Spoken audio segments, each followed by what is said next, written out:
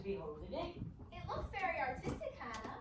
Christmas won't be Christmas without any presents. It's so dreadful to be poor. I don't think it's fair for some girls to have plenty of pretty things and other girls nothing at all. Well, we've still got father and mother and each other. Well, we haven't got father and won't for a long time. Maybe never. Oh, Joe. You know the reason Mother suggested not having any presents this Christmas? The war is making it such a difficult winter for everyone, and she doesn't think that we should spend money on pleasures when our men in the army are suffering so. Yes, it must be very disagreeable to be shot at. And to have to sleep in a tent and drink out of a tin mug. Well, we can't do much to help, but ought to do gladly what we can. I'm afraid sometimes I don't. We've each got $1. I don't think the army would be much help by that. I agree not to expect anything from you or Norman this Christmas, but I would like to buy Undine and Sintram for myself. I haven't bought a book in forever so long. Josephine, you are impossible. Well, I plan to spend mine on new music. If only we had a nice piano. I shall get a nice new box of drawing pencils. I really need them. Well, Mother didn't say anything about our money, and she won't want us to give up everything. I say we each buy what we want and enjoy ourselves. I think we work hard enough to earn it. I know I do. Teaching those tiresome children all day. At least you don't have to be a governess, Joe. You don't have half as hard time as I do, being shut up all day by a fussy old lady like Aunt March. Every time I find an interesting book to read, she starts calling, Josephine, Josephine, and I have to go help her wind yarn or wash the poodle. I don't believe either of you suffer nearly as much as I do. You don't have to go to school with impertinent girls who laugh at your dresses and label your father if he isn't rich. If you mean a label, I'd say so, and not talk about labels as if Papa were a pickle. I know what I mean. And you needn't be satirical about it. It's proper to use elegant words and improve your vocabulary. Joe uses such slang. Elegant words. I like good, strong words that mean something. Don't slouch, Joe. It's boyish. That's why I do it.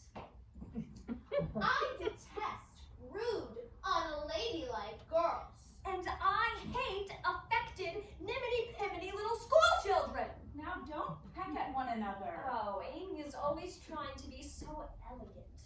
She's even started wearing a clothespin on her nose before she goes to bed. My nose wouldn't be so flat and unaristocratic if you hadn't dropped me in the coal pod when I was little. Remember Joe and Amy, birds in their little nests agree. Really though, Josephine, you are old enough to leave off boyish tricks and behave better. It didn't matter so much when you were younger, but now that you are so tall and turn up your hair, you really must remember you are a young lady. I'm not a young lady, and if turning up my hair makes me one, I'll wear it in 2 tails till I'm 20. I hate to think I've got to grow up and wear long gowns and be prim. It's bad enough to be a girl anyway. I wish I were a boy and could go away to war with Papa and fight instead of staying at home like a pokey old woman. But Joe, Father is the chaplain of his regiment, and chaplains don't fight. They don't knit socks either. Poor Joe. It's too bad, but it cannot be helped. So you must try and be content with having a boyish name and playing brother to us girls. And as for you, Amy, you are getting altogether too particular and prim. I like your nice manners, but your absurd words are as bad as Joe's slang. If you don't take care now, you'll turn into an affected little goose. Oh, I forgot to bring in Marmie's slippers. Oh, never mind, I'll get them. Oh look, there's Lori out riding his new pony. That boy is a perfect cyclops, isn't he? How dare you say that when he's got both his eyes? I didn't say anything about his eyes. I don't see why you fire up so just because I admire his riding. You mean centaur, not cyclops. Anyway, he's outside with his new pony. He is? Where? Lori! Lori, may I have that ride now? Joe, you mustn't shout so. Well, how else can I make him hear me? Lori, hang on a minute, I'll be right there. Meg, I'll be right back.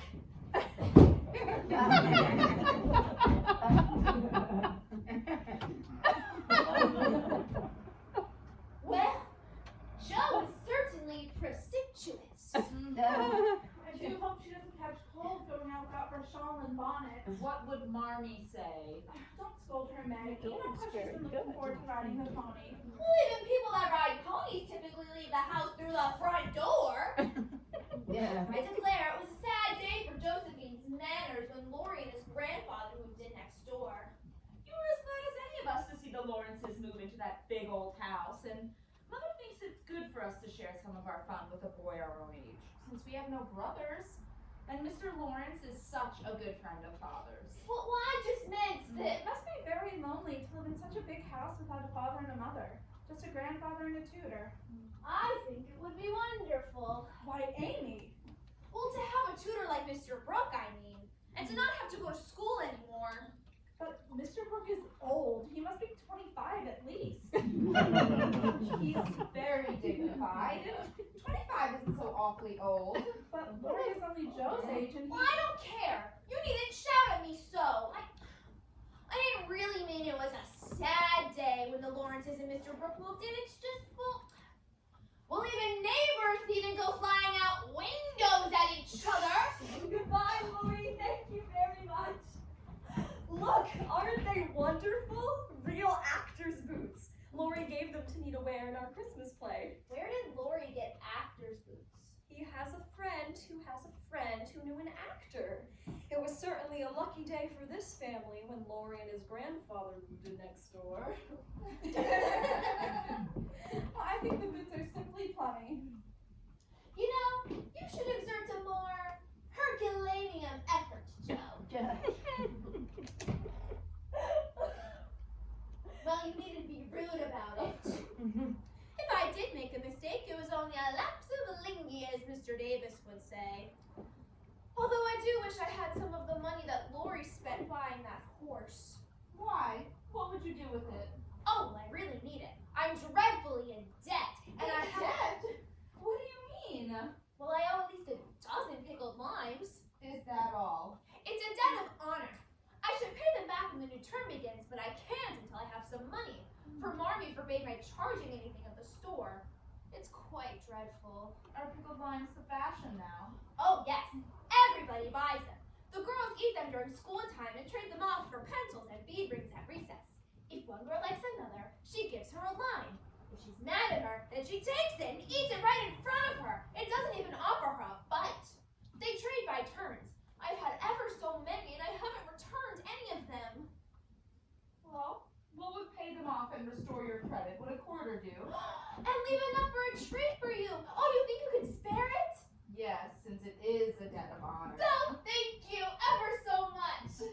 I wish it were as easy to get Marmee new slippers. These are quite worn out.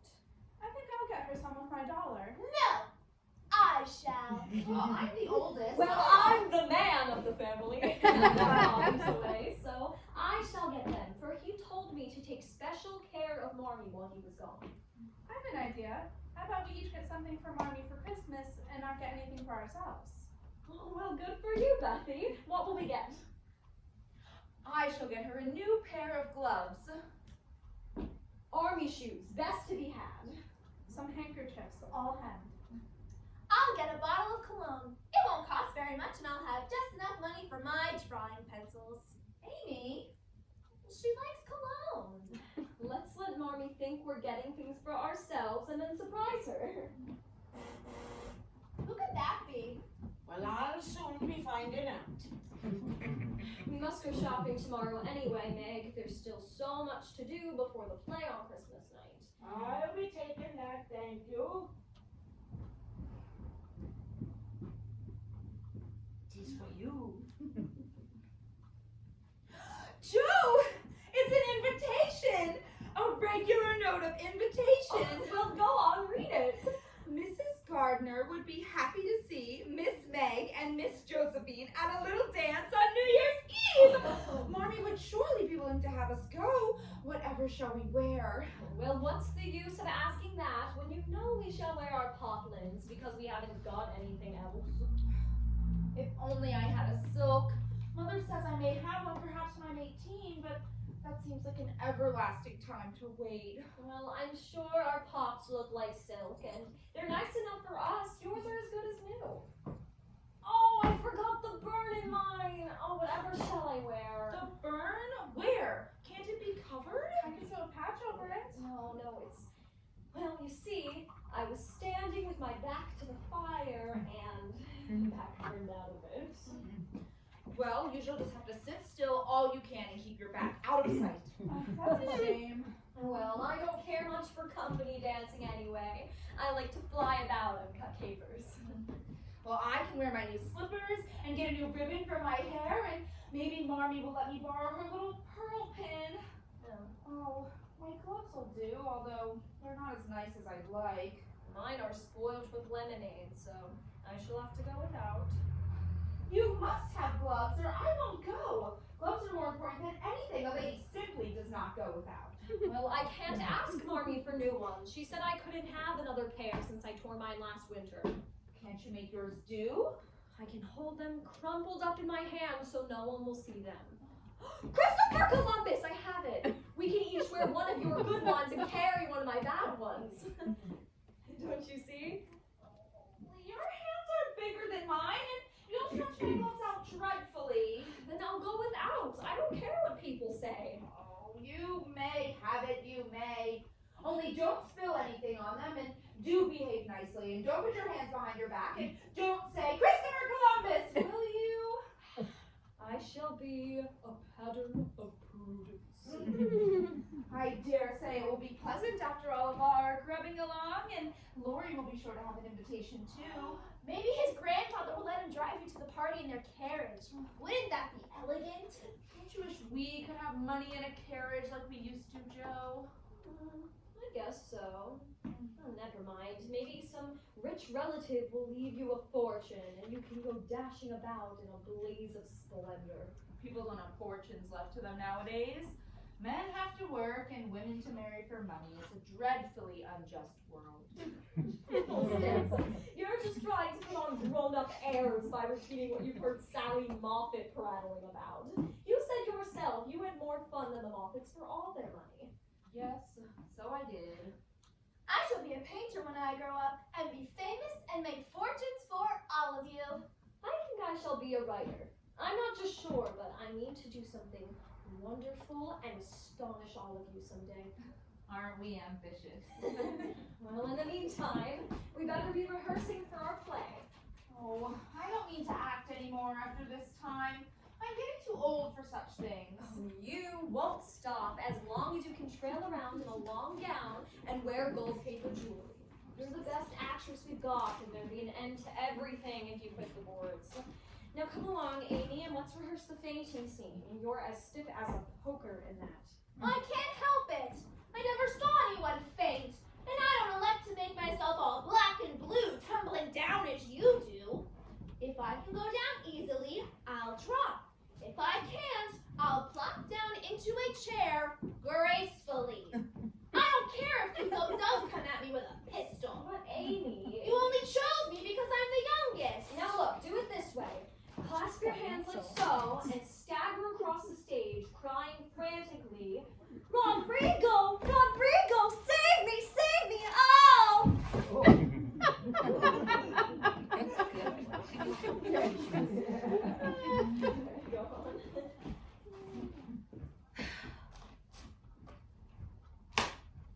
Rodrigo! Rodrigo! Save me! Save me! Oh!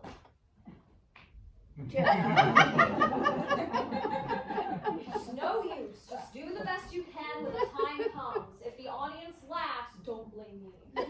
Alright then, let's go on to the scene in the gloomy wood. Meg, remember that this sofa is the cave, so you come out from behind there. And the chair by the window is the castle. Is everyone ready? Wait a minute. Who am I in this scene? Hagar, the witch, you remember. And I'm Hugo, the villain. And Amy, this is when you're Zara, heard singing from afar in the castle. Is everyone ready? All right. The gloomy wood, curtain. Within yon castle, grim and drear, liveth the lady whom I love, Zara the fair, the gentle dove. Her song is sweet. No, Amy, not like that. You're supposed to be singing a love song. Now try again. Her song is sweet. La la la. Yet do I fear her song is calling to mine enemy, Rodrigo, lest he carry her away ere this night has turned to day. 2 magic potions shall I get, one that will make the lovely Zara mine, the other will spell Rodrigo's death, and Hugo shall triumph yet. I don't see how you can write and act such splendid things, Joe. You're a regular Shakespeare. Oh, well, not quite. Though I do think the witch's curse is a rather lovely thing. I'd love to try Macbeth if we only had a trap door for Banquo. I'd like to try the killing part. Is that a dagger I see before me? No, it's a toasting fork with Marmy's slipper on it. And stage struck. All right, let's try the potion scene. Bethy, you're in this too. What ho, minion? I need thee. What does your grace desire? A magic potion to bring me Zara's love. Hither, from thy home, airy spirit, I bid thee come. Born of roses, born of dew, charms and potions canst thou brew?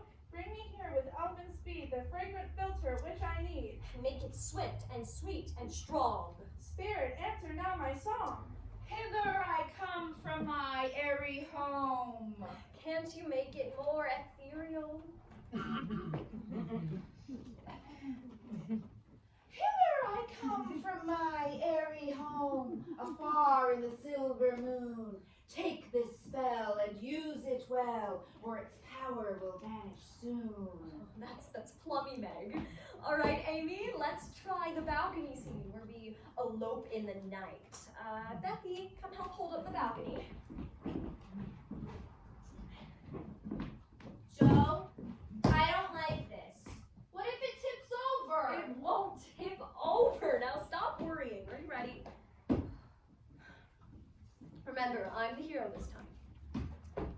Zara! Oh, my fair Zara! We shall fly to my castle by the sea, and there my wife you shall ever be. Oh, Marmy! Are you all right? I think so, Marmy. I told you so! I told you so! I'm glad to see you all so merry, but I don't want any broken bones. It's okay, Beth. The saints preserve us. What next? How have you gotten on today, dears? There was so much work to be done, getting the boxes ready for the hospital, that I couldn't get home until now. Stir up the fire, Josephine, and hurry with the tea then.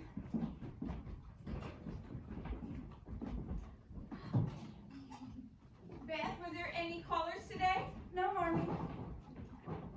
Meg, dear, how was your cold? Almost well, Marmy. Oh, Joe, you look tired to death. Come, have some tea. After tea, I have a surprise for you. A letter? A letter from Father! Yes, a nice long letter. He is well and sends many loving wishes for Christmas. Well, hurry up and get done. Don't stop to quirk your little finger and simper, Amy. I'm hurrying as fast as I can. When will he come home, Marmy? Oh, not for many months. Unless he is sick, he will stay for as long as he is needed. Now, come, here's the letter.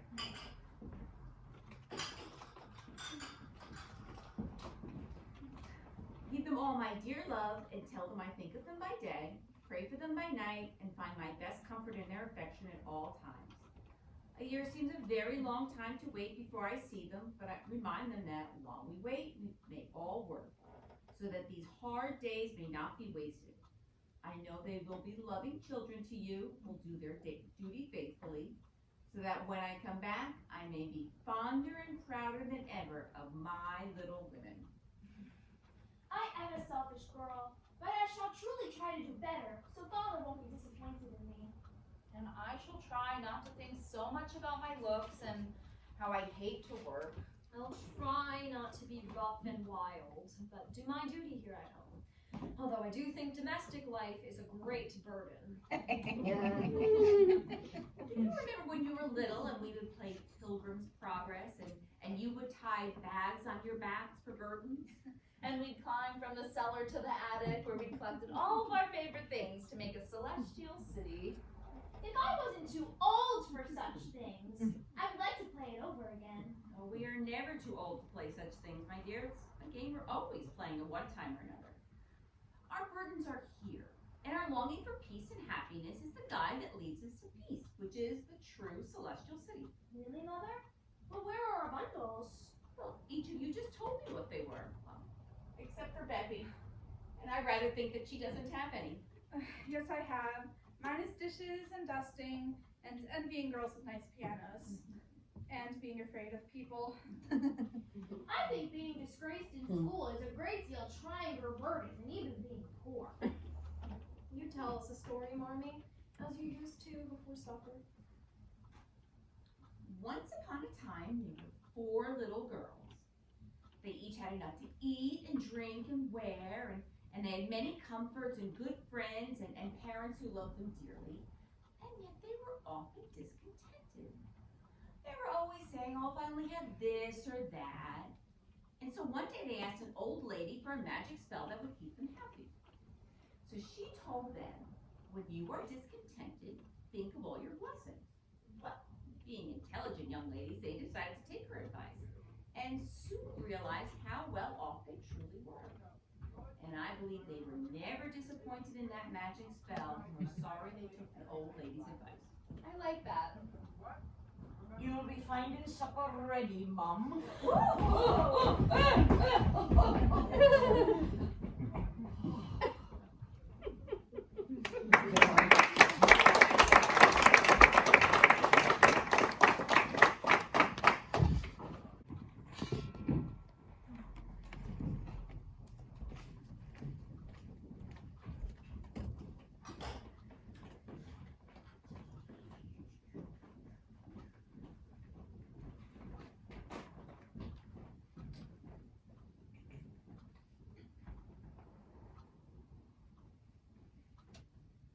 Oh, isn't she coming yet, Joe? No, not yet. Won't she be surprised? Christopher Columbus! There now. 'Tis a mirror would not be shining no brighter. Isn't it the most beautiful piano you ever saw? Oh, Wait a minute, you didn't put the letter on it. Oh no! Amy, where's the note that Mr. Lawrence sent with the piano? Oh, I don't know. Oh, here it is. Oh, here she is! Here she comes, everybody! Mr. Lawrence sent you a... Don't tell her! From Mr. Lawrence to Miss Elizabeth March. For me? All for you! Oh, Joe! Read the note that came with it. We didn't open it, but we're dying to know what it says. You read it, Joe. I can't. I feel so queer. All right, Mouse. Miss Elizabeth March, dear Madam. Isn't that elegant? I wish someone would address me so.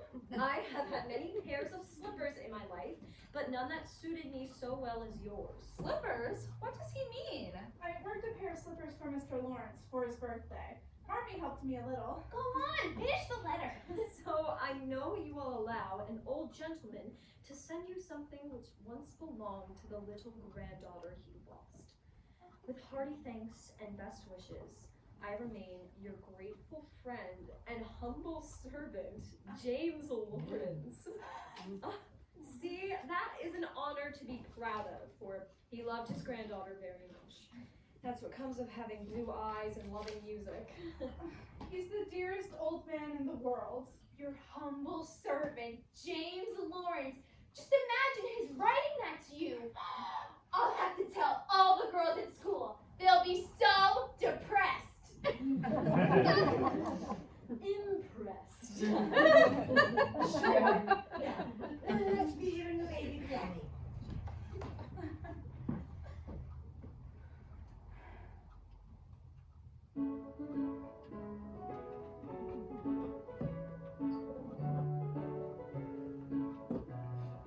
Well then, you'll have to go over and thank the old gentleman. Yes, I mean to. I think I'll go now before I get frightened thinking of it.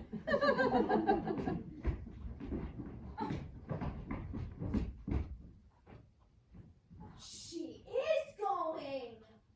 Christopher Columbus! I do believe the world is coming to an end. Oh, 'tis the baby pianist turned her head. Oh, she's really that timid. Oh, she'd never be going if she were in her right mind. Although, I do wish that people's grandfathers would leave painting sets instead of pianos. Never mind, Amy. I'm sure once Jo has her first book published, you can have all the drawing pencils in the store. Oh, Jo, that reminds me. Will you help me with my hair for,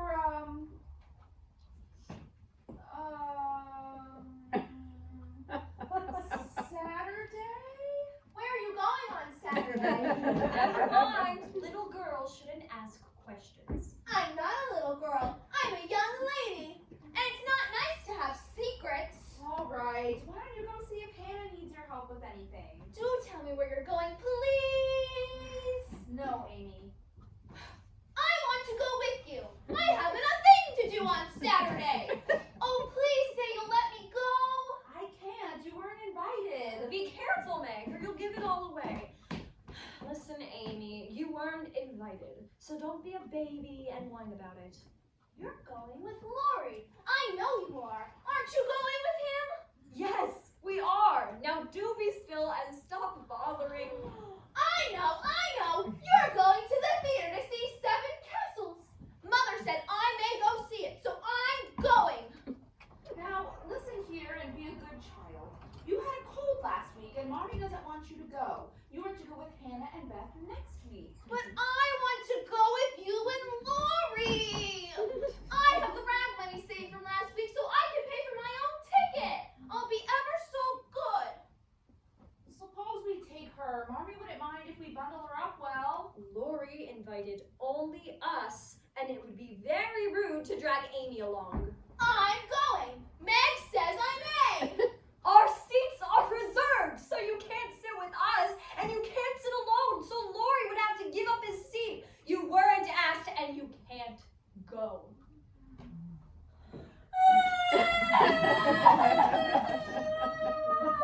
Meg, get the curling iron so I can practice fixing your hair for Saturday. Never mind, Amy. You'll be sorry for this, Josephine March. See if you aren't. Fiddlesticks.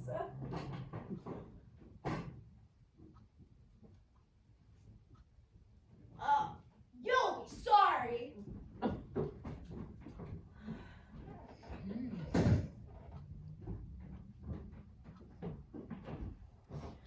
Here they are. I've wrapped the 3 front curls in damp rags. That should be fine for now. We can do those for now and then do the rest Saturday morning. Is that the copy of Godey's Ladybook? Here, it's on this page. Okay, I think I can make it look like the picture. Where did Amy go? I'm probably up to her room, thinking up a way to get even with me. You were a bit hard on her, Jo. Oh, hello there. Jo, Mr. Lawrence was so kind, and I wasn't even frightened. Though I did forget what I was going to say when I got inside the house. Well, come see how beautiful I'm going to make Meg's hair look for Saturday.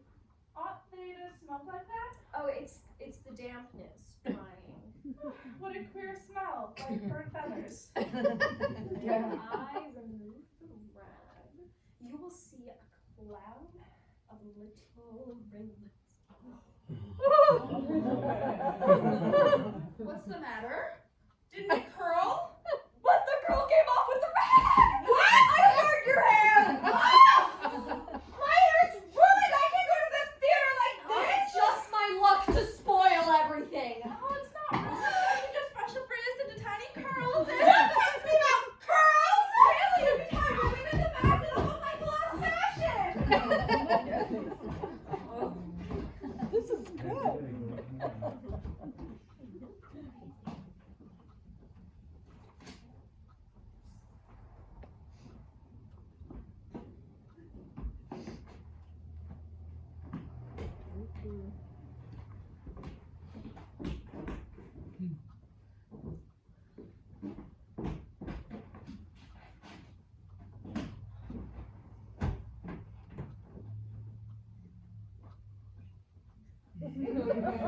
I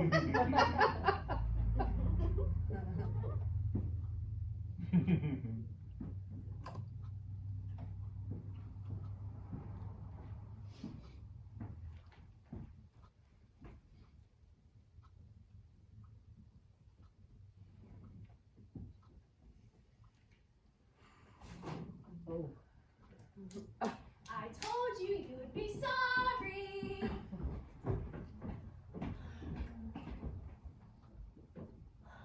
Amy, can you come down here for a moment, please? What do you think? Does it look alright? Why, what's the matter, Joe? Have either of you seen my book? Why, no.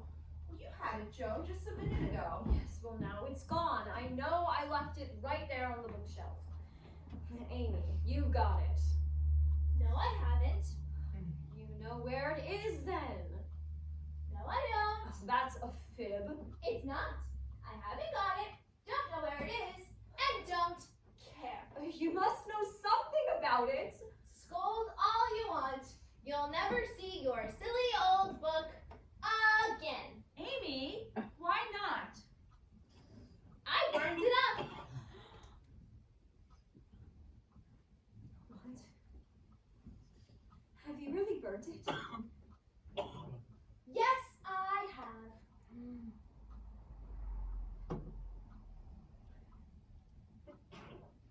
Amy!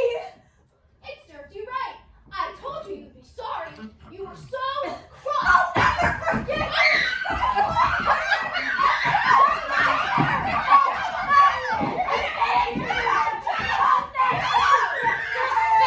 Preserve us, they're at it again.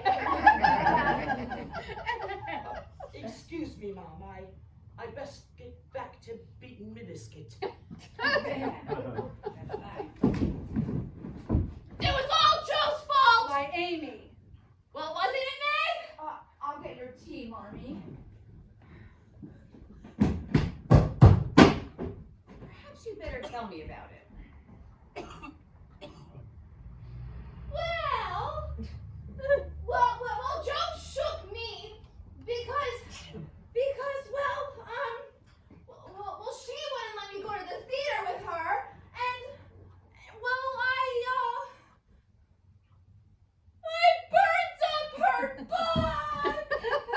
Amy, no. She called me a little girl! Do you think you're behaving like a grown-up now? Well... Jo has put her whole heart and soul into those stories, making them something Father would be proud of. She's worked for months, and yet you just destroyed it like a spiteful child. If you want to be treated like a young lady, you must act like a young lady. I know. You're right. I'm sorry. Truly I am. I know you are, Amy. I know you are. Okay, now you can stop your tears. I'm going skating with Lori. Joe, wait. Forgive me. I'm really sorry. Oh, I will never forgive you as long as I live. Oh, my dear, do not let the sun go down on your anger. Forgive each other and begin again. It was an abominable thing to do. She doesn't deserve to be forgiven! Well, I'm sorry I apologized. Now, don't say that. It is hard to forgive the loss of her book. Well, maybe. I'm sure she'll be better humored after she's skated a while, and perhaps if you were to do some kind little thing, she'd be friends again with all her heart. Well, All right, I'll try. I rather think that was wise advice. I do hope so. Marmee, that is, I guess I'm the one who needs some advice. Oh, yes? I want to confess something I did. Oh, what is it? Should I go? No, there's no need. Perhaps knowing my mistakes will help you later on. We are prepared. It's about the party that Joe and I went to at the gardener's. I'm afraid I made a fool of myself, Marmee. Yes? me about it. Well, you see, after I got there, I let Sally and some of the others persuade me to wear a lot of powder and lip salve and try to look like a fashion plate. Lori said I wasn't proper, and I know so, for one man called me a doll. And I tried to flirt. Why, Meg? I know, I'm so ashamed. There is something more, I think. Yes, it is silly, but I do want to tell you. It's about the Lawrences. I don't like what people say about us and them and, What about us and the Lawrences? well, that we're friendly with Laurie because he is rich and it would be a grand thing if he married one of us, and that you had plans. The idea. Why didn't you just tell them they were wrong? I couldn't. You see, I overheard Mrs. Moffat talking to someone, and she said, I dare say Mrs. March has made her plans, young as the girls are. She'll play her cards well. And I was so angry that I forgot I wasn't supposed to listen. I say I was unwise to let you go among people who are kind enough, I'm sure, but who are worldly, ill-bred, and who have vulgar ideas about young people. I'm more sorry than I can say for any mischief this may have caused you. You don't have to be sorry. I won't let it hurt me. I'll forget the bad and only remember the nice things about the party. But, Marmee, do you have plans, as Mrs. Moffat said? Why, yes, I have a great many plans, as I'm sure all mothers do. Though I suspect mine are far different than Mrs. Moffat's. Tell me. I want my girls to be admired, loved, and respected, to lead happy youths, to be well and wisely married, to lead pleasant lives with as little care and sorrow as God sees fit to send them. Oh, it is natural to think of marriage, Meg, and to hope and wait for it. I am ambitious for you, but not to marry rich men merely because they are rich. Money is a needful thing, but it shouldn't be the only thing that you strive for. I would rather see you poor men's wives, happy and loved, than to be queens on a throne without peace or self-respect. Val says poor girls don't stand a chance. Don't trouble yourself, Meg. Poverty never daunts true love. Excuse me, Miss March, but are you be wanting pie for supper? Oh, yes, I think that sounds Marmee, come quick! It's Amy! Merciful heavens, what now? What happened? Lori's breaker, it's my fault! The ice broke, Amy fell through! I'll be taking Miss Amy in. Now you run along home and get into some dry clothes, Mr. Lorry. In here, by the fire, the big chair. Okay, Joe, get a pan of hot water, and Beth, some blankets, please. Miss March, I'll be getting her a hot toddy. Here, Marmee. Okay, let's get you out of these wet clothes. Yes, Marmee. Okay, on the floor there, Joe. All right, Amy, now put your feet in. It's too hot! No, it's not. Come on, it'll help you get warmer. Yes, Amy, you must. This will be helping. 'Tis steaming hot. Just because I drowned almost doesn't mean you have to scald me. Could you get my slippers, please? Are you feeling warmer? I'm sleepy too. Joe and Lori, I think Joe hurt her hand. All right, here, put these on.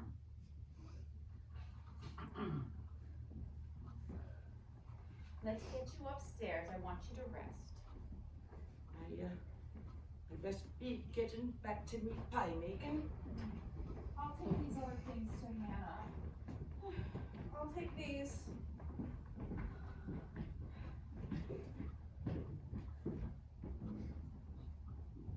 Joe, dear, let me see your hands. No, I only bruised my knuckles a little on the ice. Are you sure Amy is safe? Quite safe. She isn't hurt, and I don't think she'll even catch cold. You brought her home so quickly. Lori did it all. I only let her go. I knew the ice was thin, but I didn't warn her or watch. I was so angry. I didn't care what happened. If Lori hadn't been there, Amy would have been drowned, and it would have been my fault. It's my dreadful temper. I get so savage. I'm afraid I shall do something truly dreadful one day. I know, dear, I know. Oh, Mother, please help me. Come see.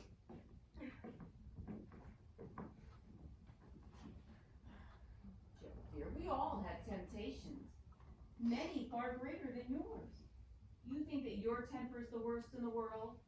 Mine used to be just like it. Yours?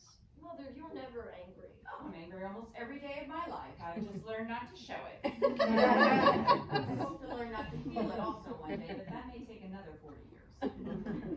Mother, are you angry when you clench your lips tight together and leave the room sometimes when Aunt March scolds or people worry you? Yes, when I feel hasty words break out against my will, I just move myself off and give myself a little shake for being weak. How do you keep still? That's my trouble. The sharp words fly out, and the more I say, the worse I get. Well, my mother used to help me. As you do us. And then your father, Joe. He never loses his patience. He just works so cheerfully that one is ashamed to do so otherwise in front of him. He showed me that I need to practice the virtues that I want my girls to possess.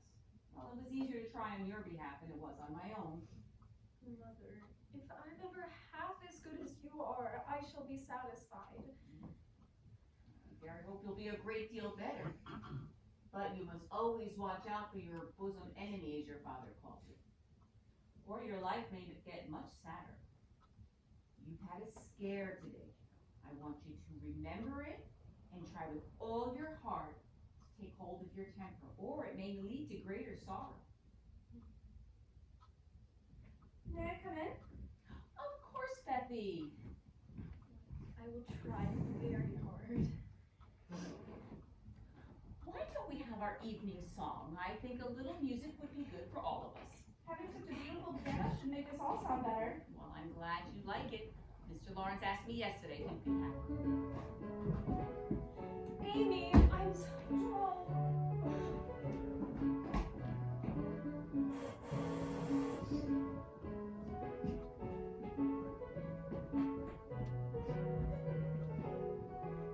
I haven't taken it.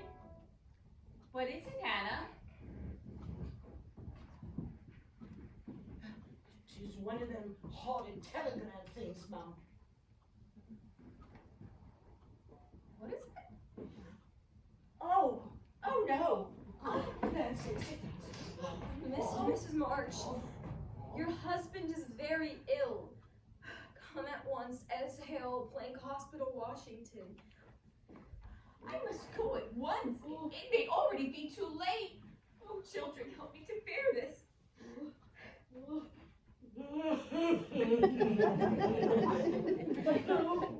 No, I ain't gonna start me crying, no. I go upstairs. I get everything ready. I pack everything. Josephine, you help me. You run the errands. Oh.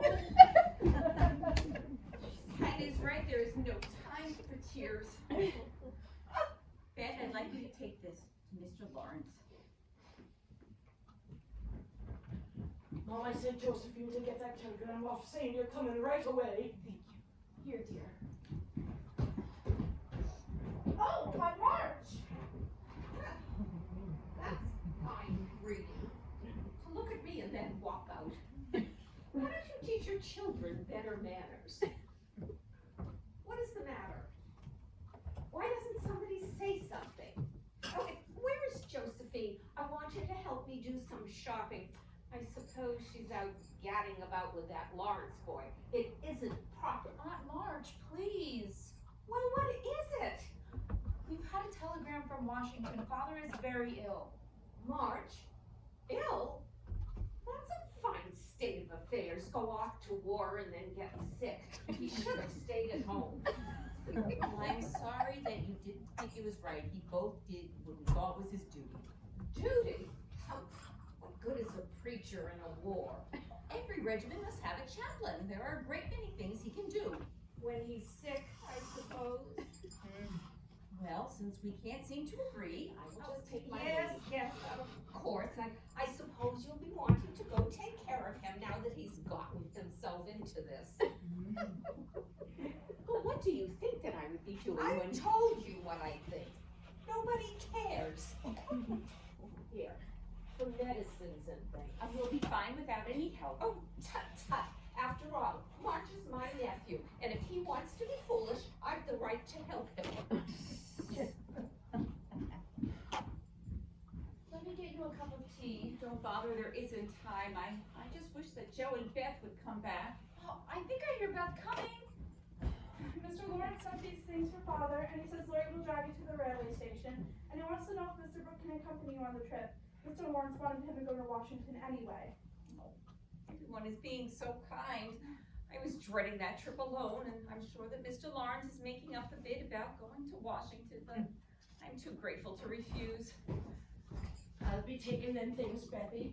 I got everything packed, everything's ready to go, except the things I sent Josephine out to get, and she ain't back with them yet. Hannah, I leave the girls under your protection. Watch over them.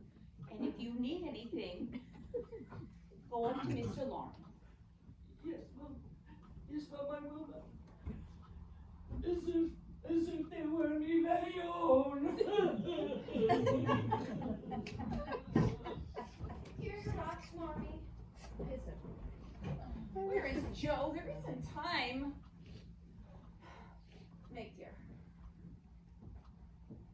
Be prudent. Watch over your sisters. Consult Hannah. And in any perplexity, go to Mr. Lawrence. I will, Marmy. Amy, help all you can and be obedient. I'll try. Truly I will. Where is Joe? Don't worry, she'll be here. Bethy, take comfort in your music and be faithful to your household duties.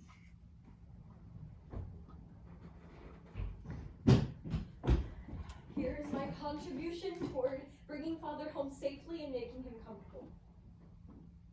$25, my dear. I hope you didn't do anything rash. No, it's all mine. Honestly, I didn't beg, borrow, or steal it. I only sold what was my own.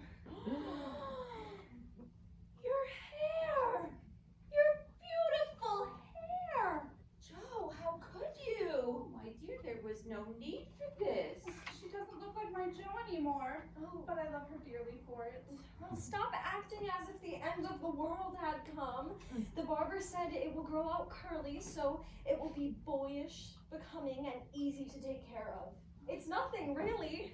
How could you do it? So I was wild to do something for Father, and while I was running errands for Hannah, I passed a shop with tails of hair in the window. So I went in and asked if they'd buy mine, and, well, they did.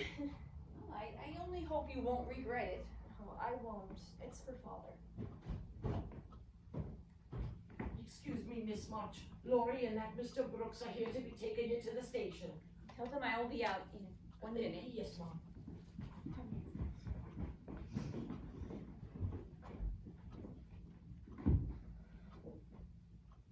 Do not fret while I am away, or try to comfort yourselves by being idle or trying to forget. Go on with your work as usual. Have hope and keep busy. I love you. I love you, Mommy.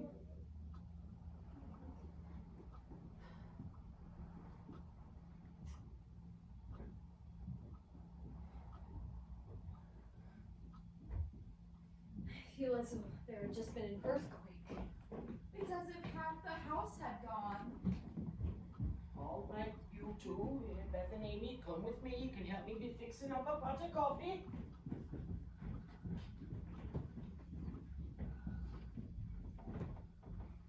I think anxiety is very interesting. Mr. Brooke is going with Marmy. He's so guess so. He's got such nice brown eyes too. Don't you think brown eyes are nicer than blue? What's the matter? Are you crying over father? Oh, no, it's not that. It's What then? my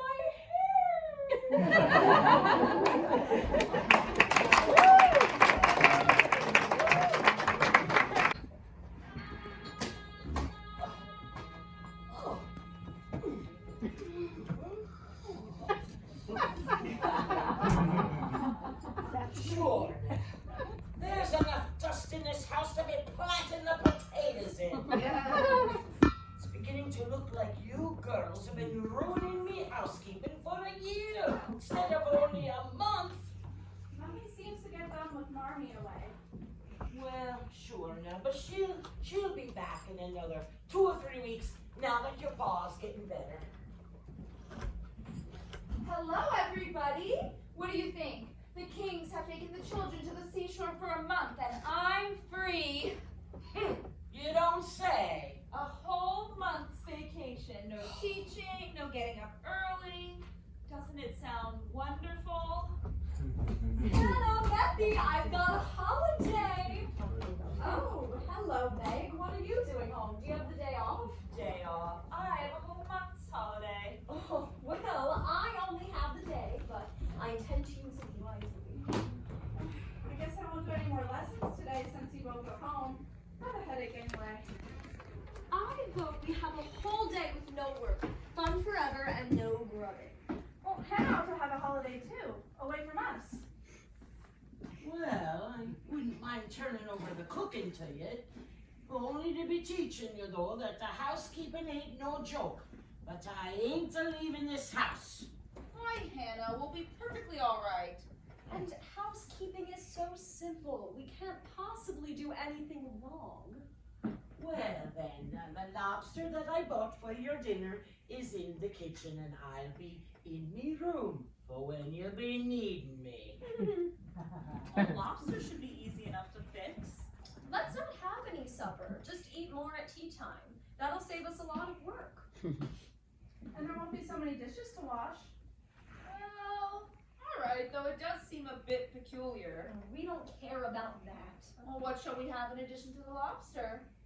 Strawberries. Strawberries and cream. Let's see. Tea, lobster, bread and butter, and strawberries and cream. Do you think that's enough? I think so. If we get hungry, we can have some cookies before bed. Come on, Beth. You run to the store and get some berries. The fresh air will be good for your headache. All right. I'll get started on the lobster.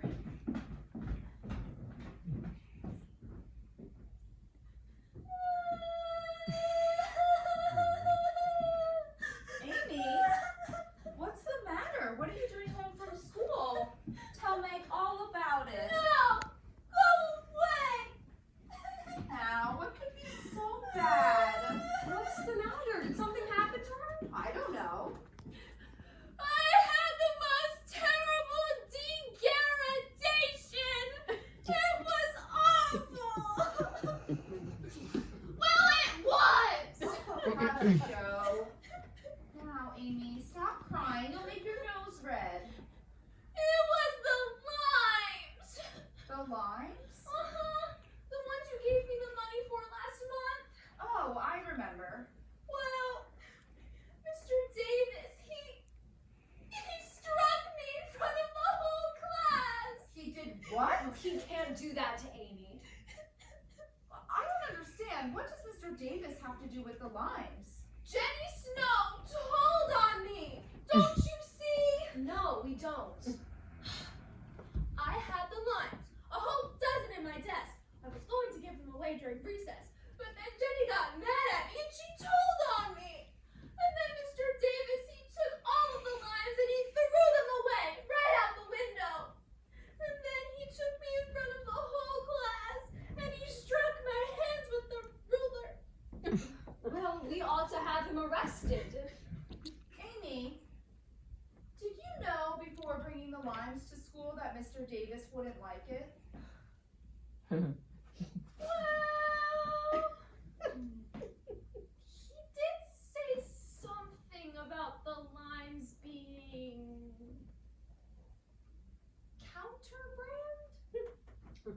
intro band. Anyway, he didn't have to hit me. You knew you were doing wrong and did it willfully, so you did deserve punishment. Although I don't think this is the way to do it. I should say not. I don't think Amy ought to go back there, ever. Oh, I could never bear such a humiliation. Well, I suppose you can stay home from school, at least until Marmee comes and can decide what to do. Now, stop looking like the end of the world had come. Oh, thank you, Meg. I'll be ever so good. I thought I wasn't imagining things. Just what do you think you're doing home from school? Meg said I could. Oh, did she now? Well, Mr. Davis hit Amy with a ruler just because she had a couple of pickled limes in her desk. It was a dozen. Pickled limes, is it? Yes, so I said she might stay home, at least Marmee, until Marmee comes and can decide what is best. Please don't make me go back there. I'll go back there myself and take a rolling pin to that rapscallion. If I wasn't so dignified. But sure now, I'll bring out some cookies I baked this morning, if it'll make you feel any better. I'm sure it would. My, I'm almost glad I got in trouble. Why, Amy? Well, not really, Meg. Everything seems to go topsy-turvy when Marmie's away. Oh, well, there's the postman. Maybe he'll have a letter from Washington. I hope so. Mr. Brooke has been so kind, writing every day about Father. Mr. Brooke.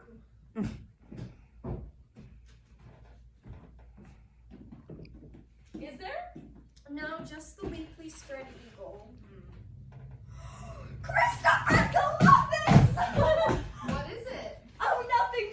Just a story I thought I might read. What's the name of it? The Rival Painters. Well, that's the last name of the story you wrote. Joe, this is your story. Won't Father be surprised? Joe, What? What's the matter? when will you stop such romping ways? Oh, never till I'm stiff and old and have to use a crutch. Don't try to make me grow up yet, Meg. Well, I think it would be fun to be grown up, to go to balls and have a splendid wedding like Belle Moffat had. Do you envy her? I'm afraid I do a little. Well, then I'm glad. Why? Because if you care so much about riches, you'll never go off and marry a poor man like Mr. Brooke, even if he does have brown eyes and write nice letters. Well, I don't know what you mean, for I shall never go and marry anyone. Meg, Yes. will you tell me when it's tea time? I'm going to work on my modeling. You're modeling? I thought this month was oil painting. Well, it is. But Lori gave me some plaster, and I'm going to go cast a model of my foot. Be careful it doesn't dry too fast. I know how to do it. Hope she does. Anyway, we better start doing something about tea. Oh, I'll fix the strawberries. All right, I'm going to start working on a new story for the Spread Eagle. What will you call it? The Demon of Jura, I think. Wait, no, the Phantom Hand. That's it. Do you want to help me get tea? I was going to bring some things to the Hummels, unless Joe will go instead. Oh, let the Hummels go. I want to work on the Phantom Hand. Never mind then. You see, I promised some broth for Mrs. Hummel, for the baby. It's sick. What's the matter with it? A cold, I think. You should bring some of those pills that Marmee used to give us when we were sick. All right. Be back in time for tea. I will. Behind his mask, a pair of piercing black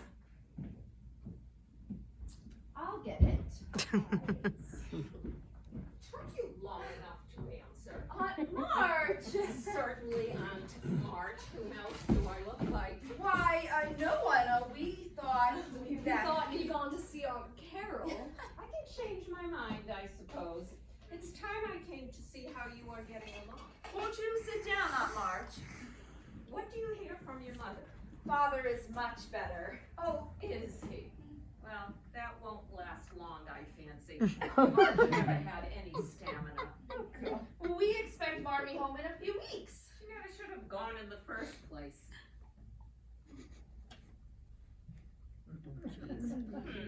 Just as I thought. Don't you ever dust the furniture? You see, Aunt March. We were going to dust after tea. Oh, tea, did you say? Good, I'll stay. Oh, Aunt March. I'll start getting things ready. I'll help you.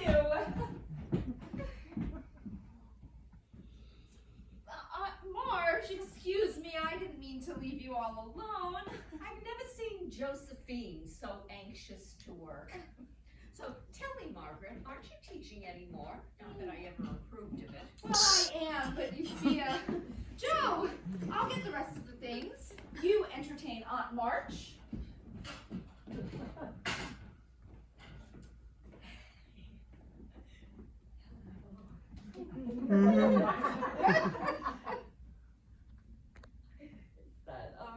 Yes. Oh, I better, Meg doesn't know where the cream is. I'm so sorry. For goodness sake, Joe. Margaret, come over here and sit down. Josephine, hurry and get that tea and don't fall over the rug. Now, what were you saying about your work? Oh, only that I am still working, but I have a month's holiday. The children have gone to the seashore. Seashore, indeed. They should be home studying. In my day, people knew better than to coddle their children. I suppose you intend to waste the month doing nothing? Well, I don't know, though I dare say it does sound pleasant. Oh, if your family had listened to my advice, they wouldn't have lost all their money and you wouldn't need to work. But nobody ever listens to me. Well, Father and Mother did the best that they could, I'm sure. Joe, why don't you set that down and I'll pour the tea.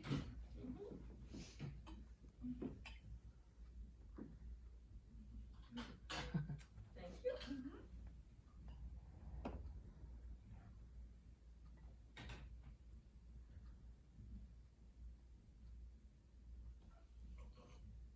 Oh, good heavens, Josephine. What did you say this is? Tea, Aunt March. It tastes more like quinine. How long did you steep it? I just put the bag in the water and boiled it for a few minutes. Oh.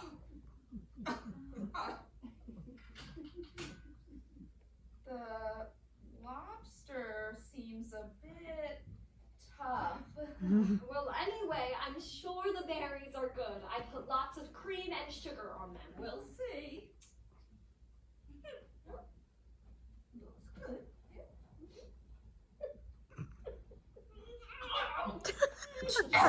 Great heavens! What's the matter? Salt instead of sugar. The cream is sour. I must have left the pitcher out in the sun. Well, then you Meg! Joe! Help me! Hannah, come quick!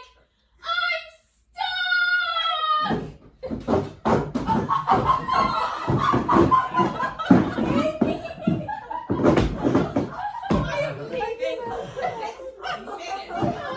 A house full of wild Indians would be more soothing. But Aunt March! No, I'm leaving.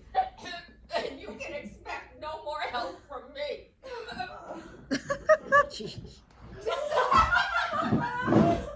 just stand there laughing! Stop! I told you to be careful. I didn't know it would dry so fast! Oh, well, it's certainly hard, all right. Joe, be careful! I'll wager we'll have to chip it off. No! It'll hurt! No, it won't. Come on, we'll go to the kitchen and get a knife. What? We'll be careful. We have to get it off somehow. All right, fine. But don't let Joe help! Fine. I'd rather work on the bandstand anyway.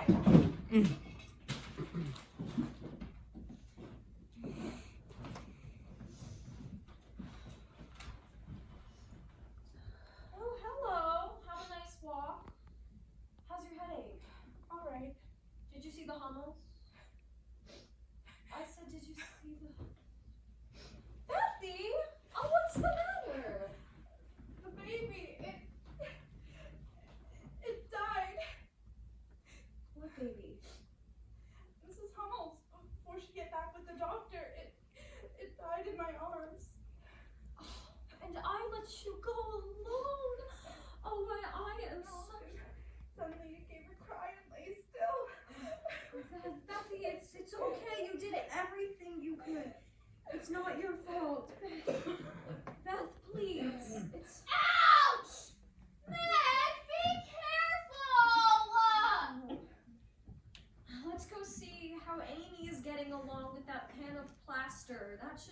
you. I think I'd rather stay here. Of course. Did the doctor say what was the matter with the baby? Only that she should have called for him sooner. Well, how do you feel? Do you have any symptoms? Okay, I'll look at Mother's doctor book and see if I can find out what to do. I just want to lay down for a little while. Oh, so you shall. Say, you're getting a rash all over your forehead. I better call Hannah. Hannah, come here quick! Does your head still ache? My throat hurts, so. Okay, Hannah will know what to do. It's alright. Sakes, Josephine, why are you yelling? Beth has a sore throat and doesn't feel well. Oh, sure, we'll soon be taking care of that. Stick out your tongue, dearie. Oh.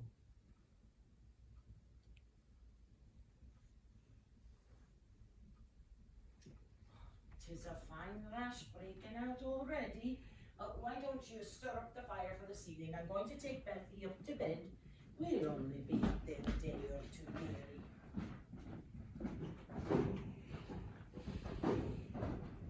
Want one? Oh, no. What's the matter with you? You look tremendously perturbed. Perturbed? Oh, there's Lori outside with his carriage. Maybe he's come to take us for a drive. Amy, tell Amy, tell Lori, get the carriage right away and to fetch Dr. Branks immediately. Is it that bad? Who's sick?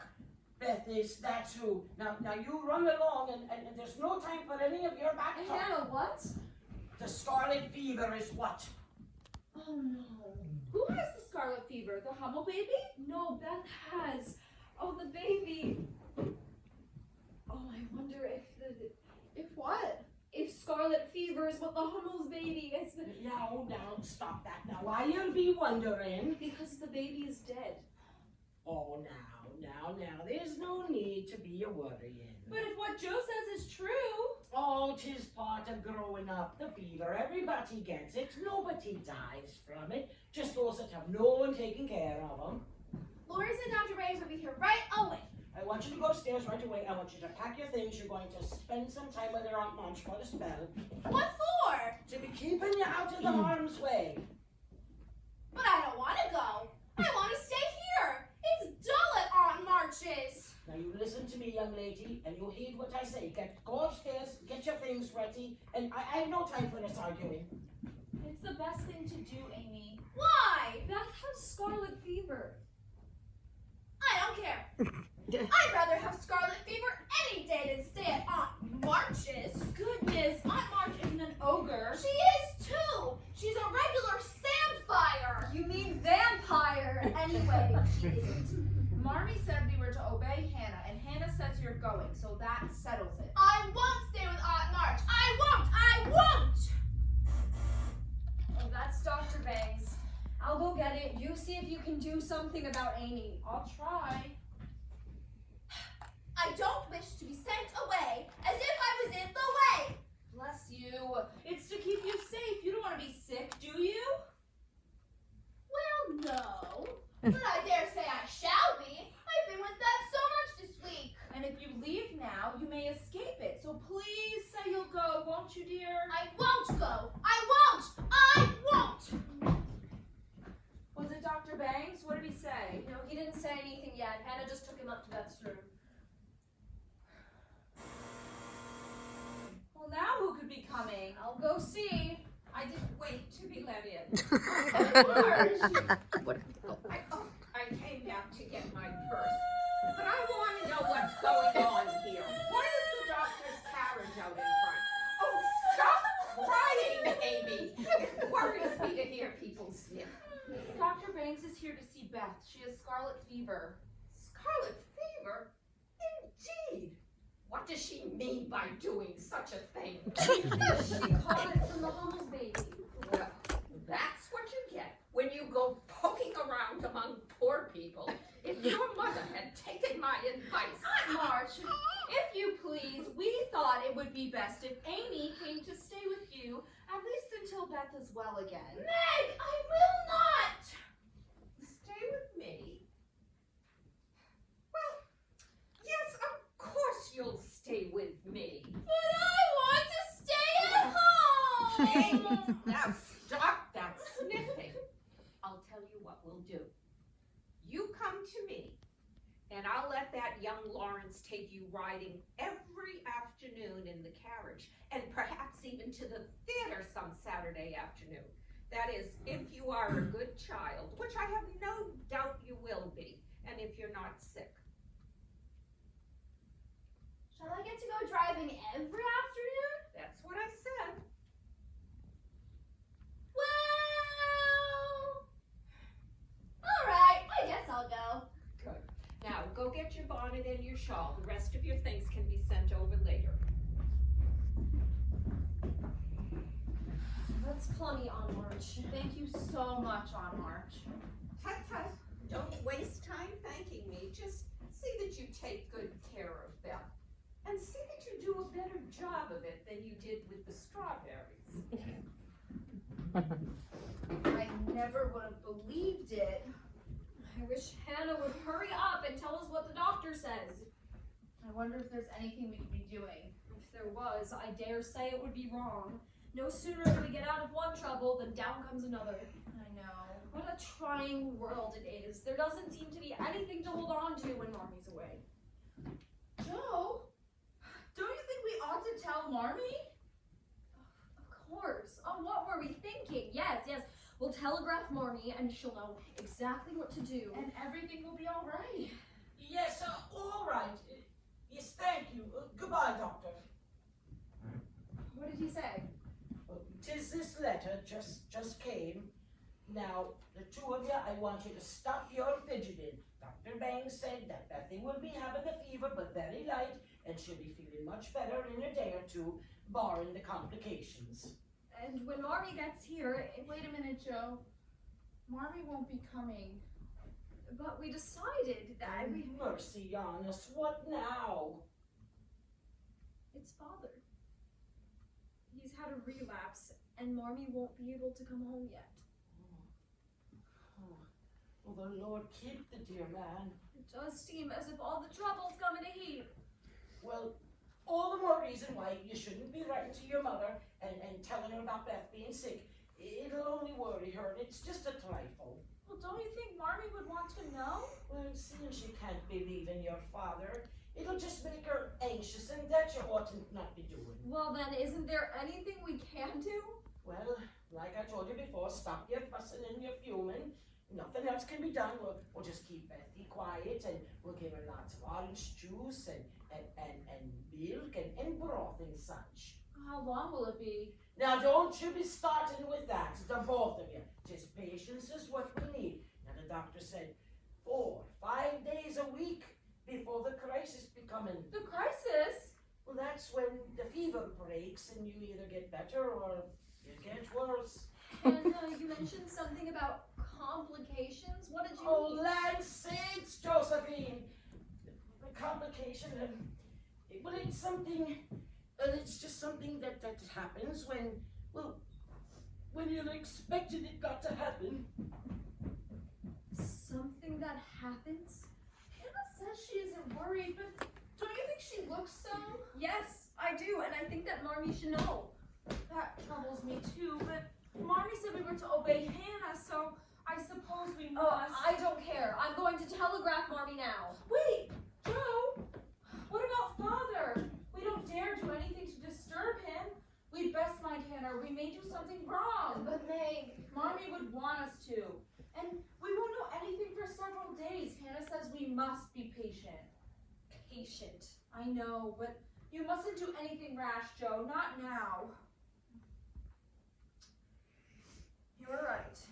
I'll behave, but I can't get rid of the feeling that things aren't so fine as Hannah says.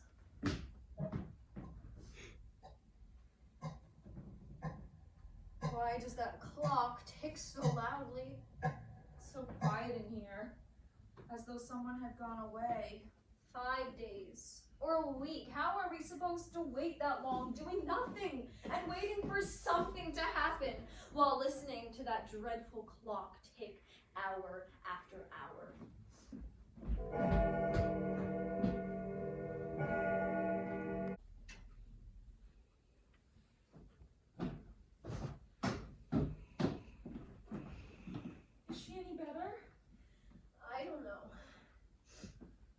certainly learned what complications mean. And we thought things were bad a week ago.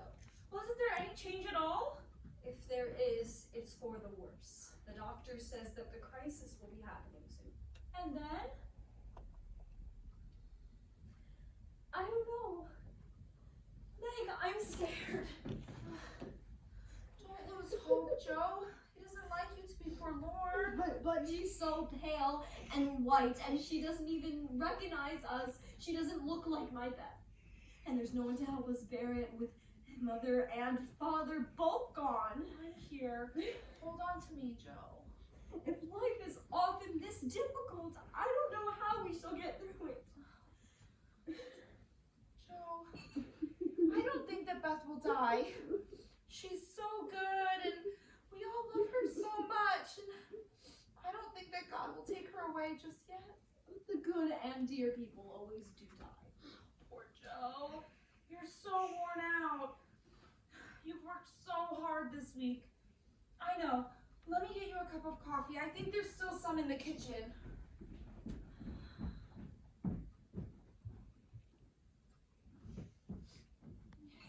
Here, this will hearten you in a jiffy. Thank you. I drink health to my Beth. Good for you. You finish your coffee, I'll get it.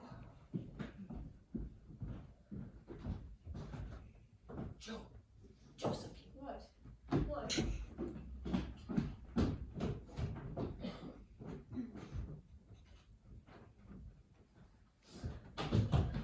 Is she worse? I'm sending for Marvin. Did Hannah tell you to? No, Dr. Banks did. Oh, Joe, it's not as bad as that. The doctor's going to be right back. Just stay right here. Wait a minute, Joe, you don't have to send for Marmee. What are you talking about? That was Lori at the door. He and his father said that they didn't think it was right for Hannah not to tell Marmee. What difference does it make? No, Joe, listen. Hey, they sent for Marmee yesterday. No. And Mr. Burke answered and said that my father was better and Marmee was leaving at once. Christopher Columbus! I am so glad. Oh, when will she be? Lori was on his way to the station to pick her up. She'll be here any minute. Oh. We'd better tell Hannah. Hannah, come down here quick. Josephine, haven't you gone yet? No, Hannah, listen. Lori sent for Marmee yesterday. And she's on her way now. That Lori is the most interferenist chap I ever be seeing, but oh, I forgive him. Oh, how's Beth? Well, she was able to be drinking a bit more water at last, but I do hope your mother comes home right away. Well, Father's better and Marmee's coming. It makes everything seem better, doesn't it? Oh, even the fire shines brighter. It can't help but be all right now. Marmie's coming. If God spares Beth, I will never complain again. Oh, and I shall try to love and serve him all my life.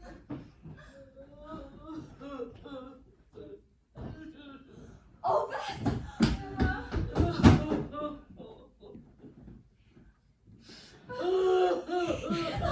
She's breathing easier and her fever is down. She's going to be okay, isn't she? Oh, why else do you think I would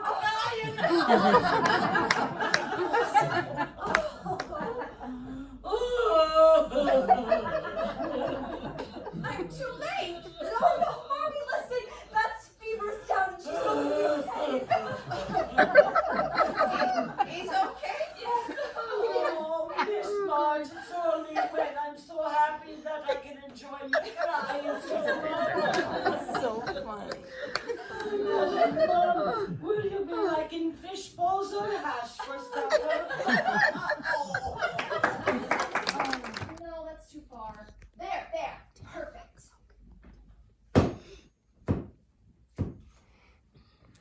Does it look all right to you, Meg? Can you see it, Beth? You could hang it upside down this Christmas and it would look wonderful. Father's coming. Tra-la, tra-la. Oh, gracious, Joe. What? Must you behave like a 10-year-old? Well, why not? There's reason for celebration with Father's coming home. This will be the best Christmas in a long time. I think I'll go get the tall red candles. Father always likes them. It does seem strange, doesn't it? To have the war really be over and Father here with us again? If only he'd hurry up and get home. It's so hard, this waiting. Oh, be patient, Mouse. He'll be home soon and we can have dinner again as a family, just as things were before the war. Now, Meg, you've been so anxious to be learning the jelly making. Here's your spoon. And here's your apron. And you don't be making currant jelly in the parlor. Oh, I forgot. You, young lady, don't you think you ought to be taking your wee little nap? Not yet, Hannah. Now, you heed what I say, because you're going to be wanting to be feeling chipper for when your pa gets home. Well, all right, for a little while then. The currants, they're still awaiting. Why are you learning to make jelly? Well, because John likes. Mother says that everyone ought. I think something is burning. Just when I thought everything was going to be all right. What is it, dear? Oh, nothing. It's just... Is it Meg? Yes, and that Mr. Brooke. How quickly you guessed. So you think she likes him? Oh, I don't know. I don't know the first thing about romance. In novels, girls show it by fainting and growing thin, but Meg doesn't do any of those things. But she is learning to make jelly, and just now she said his name and ran out of the room and blushed. So you fancy that Meg doesn't like John? You call him that too? Yes, your father and I took to calling him that at the hospital. Oh, yeah, so he treated Father kindly, and you'll let Meg have her way, and they'll go off and get married. He was very open and honorable about telling us that he was in love with her and he would ask her to marry him, but not until he had a good, solid house. I knew there was mischief brewing.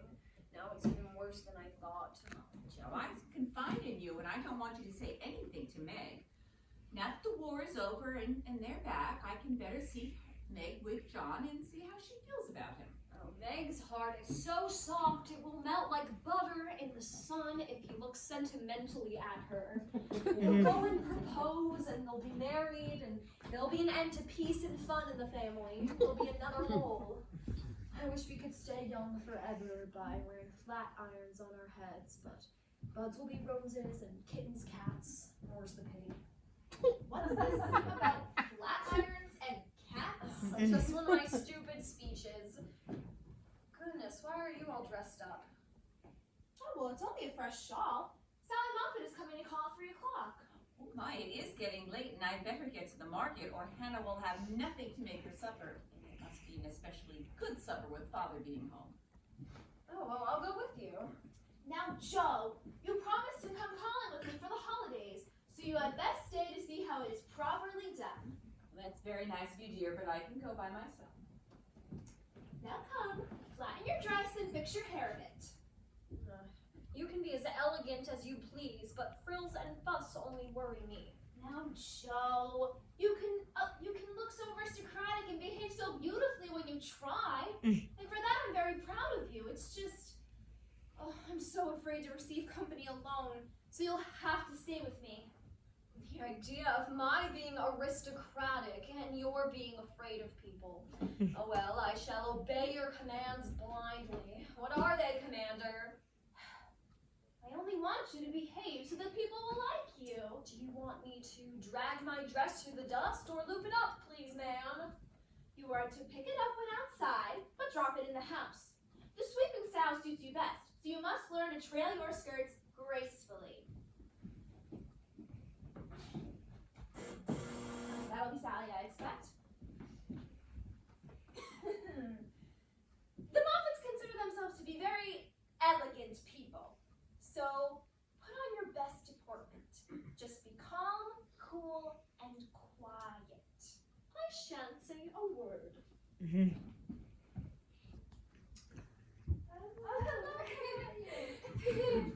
remember my sister Josephine? Oh, indeed, I do remember. How nice to see you again. How do you do, Miss Moffat? Won't you please sit down? It's been so long since I've seen you. Oh,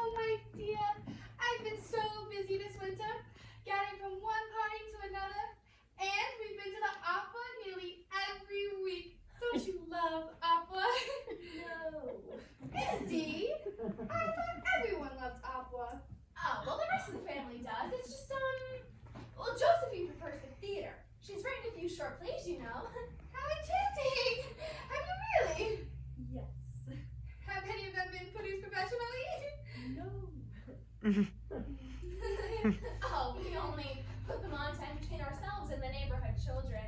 Although Josephine directs them and builds the scenery. Don't you, Joe? Yes.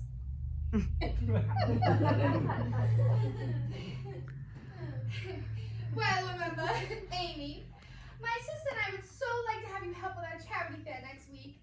You can tell one of the flower booths for charity, you know? Oh, yes, of course. Anything like Oh, that. how really splendid! I don't suppose your sister would care to. No. Oh.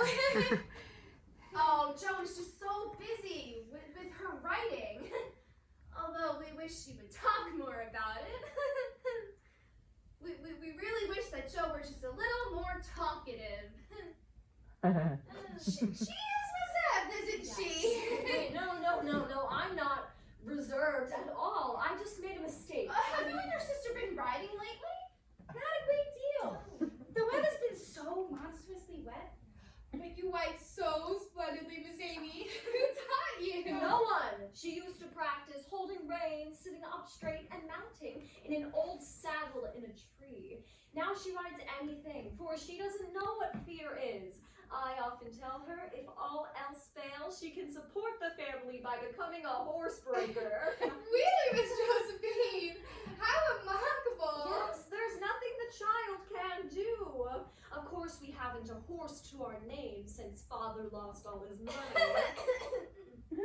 But sometimes the stableman lets Amy have them for free since she rides them so well. One day she went down to the stable and all the goodies were gone. Oh, Joe! I'm sure Miss Sally is not interested. Oh, but I am! Tremendously! What happened, Miss Josephine? Well, Amy had heard of a horse so spirited that no lady had ever ridden it. Did she ride that horse? Well, of course she did, and had a capital time.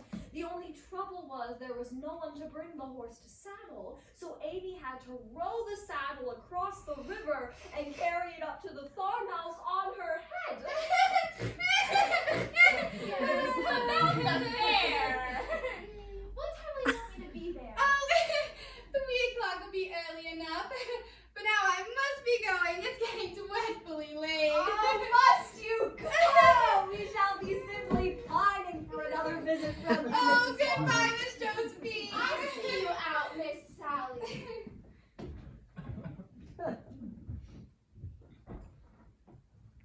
Didn't I do that well? Nothing could have gone worse.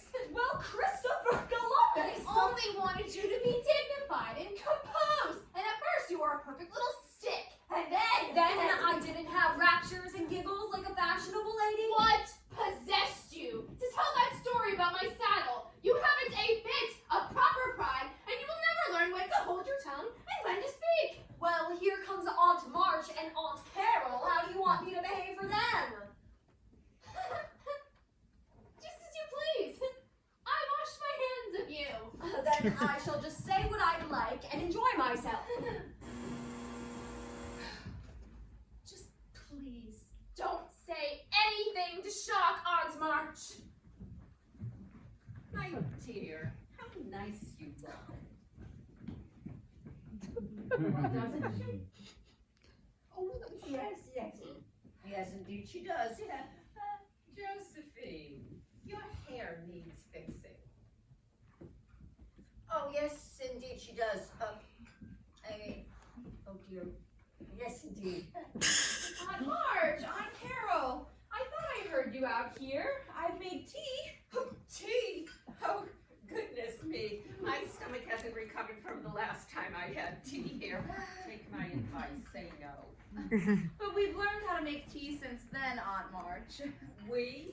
You mean Josephine has learned too? Well, no, but Amy and I have.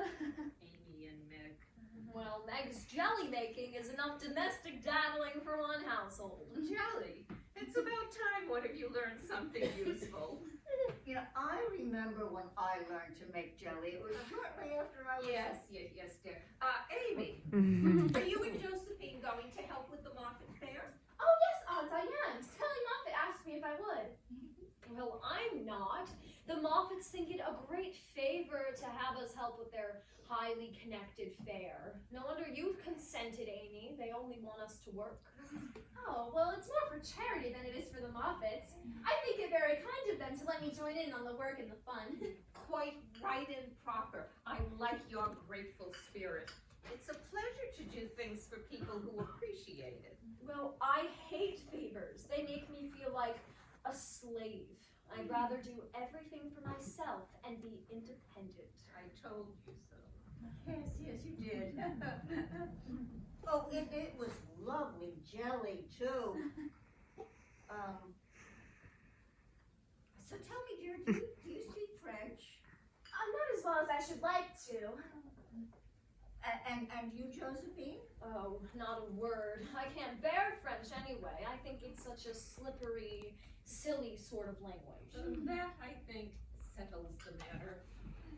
Won't you stay until Mother comes? You just came. That won't be necessary. We shall see her again some other time. But give your father my greetings when he arrives.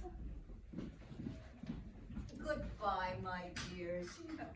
I must try your jelly sometime. You know, I learned on crabapple, and it was absolutely the best jelly I have ever had. Oh. And it, I love jelly. Oh my goodness. Coming, Carol. Yeah, I was wondering where you were. I lost you.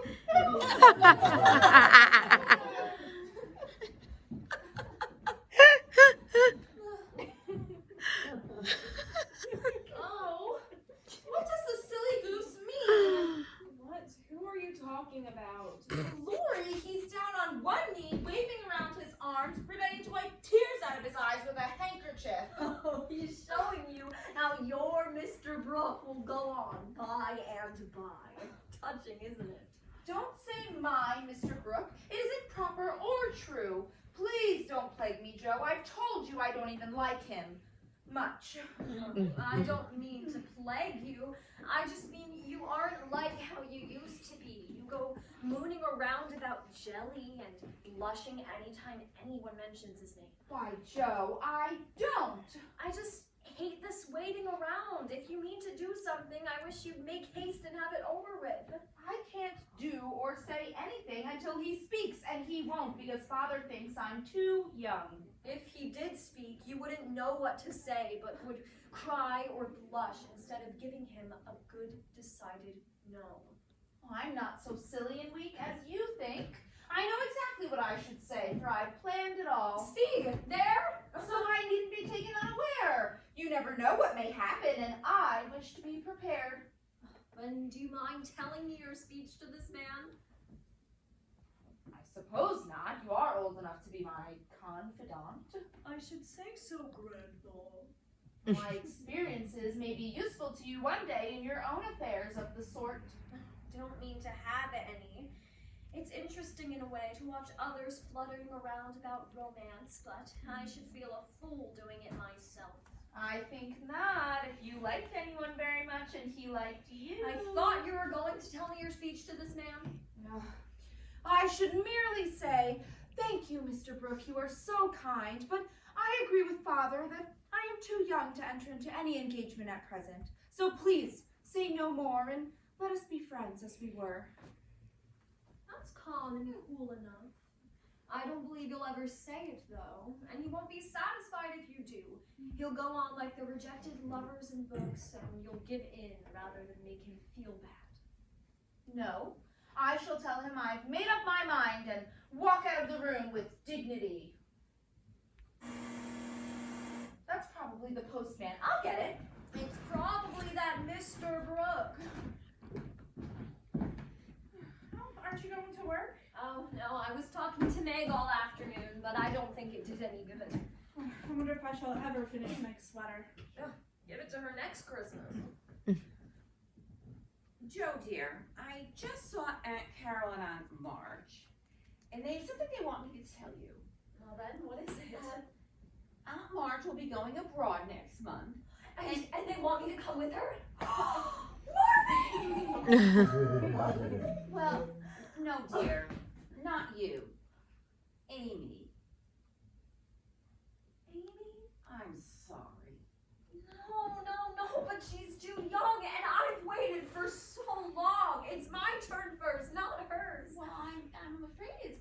your own fault, dear. When I was speaking to Aunt, she said she regretted your independent nature.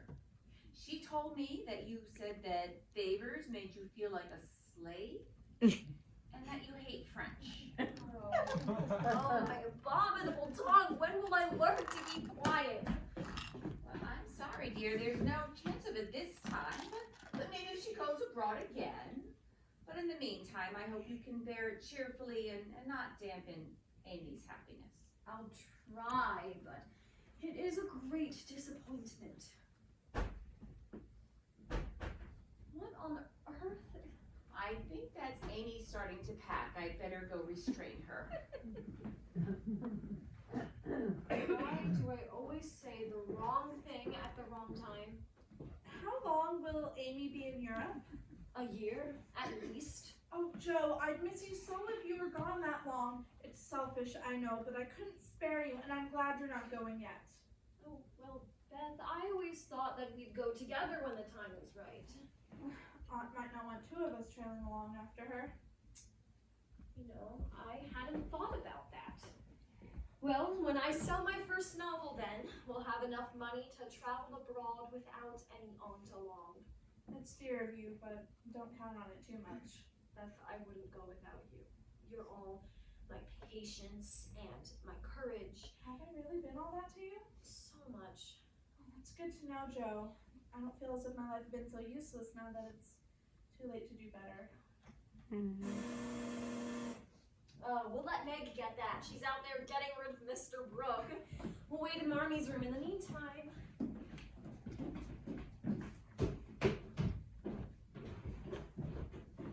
Bless me. What is going on here? It's Father's friend, Aunt March. I'm so glad to see you, but so surprised. That's evident. And what was Father's friend saying to make you look like a peony? Just talking. I mean, Mr. Brett came back from Washington to see his umbrella. That Lawrence boy's tutor? So, I understand. Good heavens, you haven't gone and accepted him. Hush, he might hear you. Let him. I have something to say to you. Tell me, do you intend to marry this Brooke? Why, Because if you do, not one penny of my money ever goes to you. Remember that and be a sensible girl. Well, I shall marry whom I please, Aunt March, and you can leave your money to anyone you'd like. Oh, Heidi, Tidy, is that the way you take my advice? You'll be sorry for it by and by when you've tried love in a cottage and found it a failure. It can't be any worse than people find it in big houses. Oh, Meg, my dear, be reasonable. Take my advice. I don't want you to spoil your whole life by making a mistake in the beginning.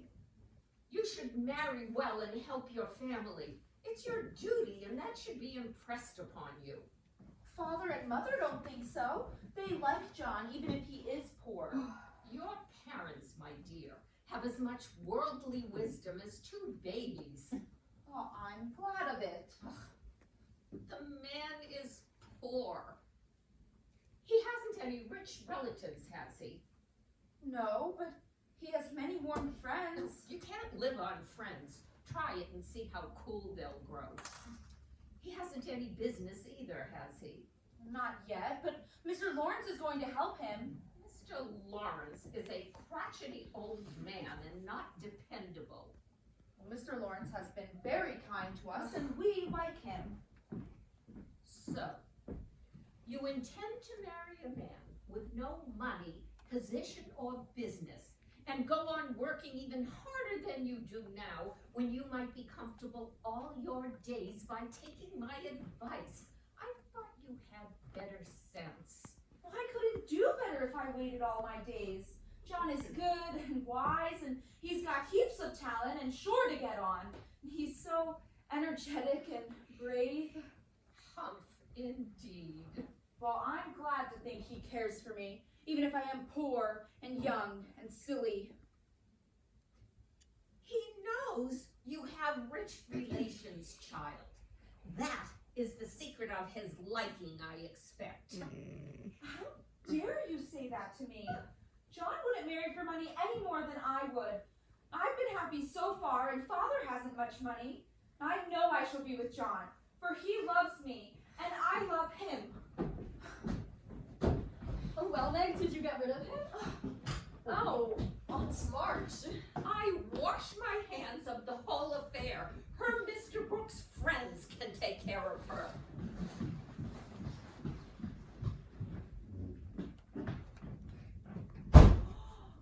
Hannah! Mommy, come quick! Joe, are you hurt? Land sakes, Josephine, is the house on fire? Oh, worse. Meg has accepted that man. He's out there in the front yard kissing her, and she likes it. Oh, the saints preserve us! Oh, ain't that elegant? Oh, Joe, don't be upset. What's the matter? Is something wrong? I should say so. Meg has accepted that crook. Marmy, that is, John and I are... We know, dear. I want you to be very happy. I shall be. I know I shall be. Oh, 'tis such a lucky day for the family. Your pa coming home at last. And now this. I must be starting on the wedding cake. I'm so glad. Thanks, Bethy. You know, I don't approve of the match, but I've decided to keep my mouth shut, and I shan't say a word. What's with all the excitement? John and I are engaged. Oh, isn't that romantic? When will you be married? What will you wear? Will it be soon? I don't know. I hadn't really thought about it. Oh, it seems as if all the exciting things in this house happen all at once. Meg's engagement, Father's coming home, and my... Joe, Marmy told me. I hope you have the grandest time ever. Oh, Joe. Betsy and I will think of you every day when we're at the seashore. The seashore? Oh, yes, that's what I'm going to do when I sell my first novel. Then we'll be all round and rosy, ready for Meg's wedding. That is like you, Joe. Oh, it's him! It's him, Mom, it's him! Oh, it's him, Mom, it's him! Oh, from my own kitchen window. I seen him coming up the walk. What are you talking about? Mr. March, he's come home! He wasn't supposed to be here till this evening. The saints preserve us, he's ringing his own doorbell.